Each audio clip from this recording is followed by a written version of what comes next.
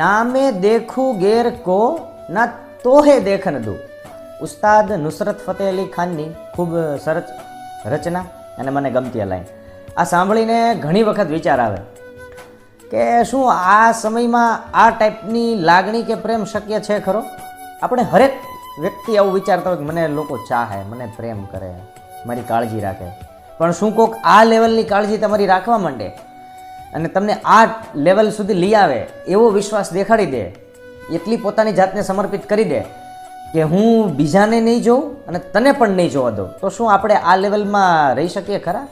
તમે કે હું આ લેવલને પચાવી શકીએ ખરા? આપણે પ્રેમ તો ઈચ્છીએ છીએ, પણ કેટલો? આપણે ચાહીએ એટલો, આપણે ધારીએ એટલો. આપણે ધારીએ ત્યારે આપણી પ્રેમ કરે, આપણે ધારીએ ત્યારે આપણી જોડે વાત કરે, આપણે ધારીએ ત્યારે આપણે છૂટા મૂકી દે. આ ટાઈપનો કન્ડિશનલ લવ ચાહીએ છે.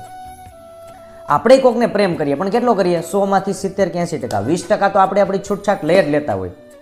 આ તો એમને હવામાં વાતું થાય. પણ ખરેખર જે લાગણી એવી કોઈને આવતી હશે તો આ ટાઈપનો ભાવ શક્ય છે ખરો? તમે સામેવાળાને આત્મવિશ્વાસથી અથવા તો અધિકારથી કહી દો કે હું કોઈને નહીં જોઉં અને તને પણ કોઈને નહીં જોવા દઉં, અને બે પાત્રો આ સંમતિથી આવા સમયમાં હોઈ શકે ખરા?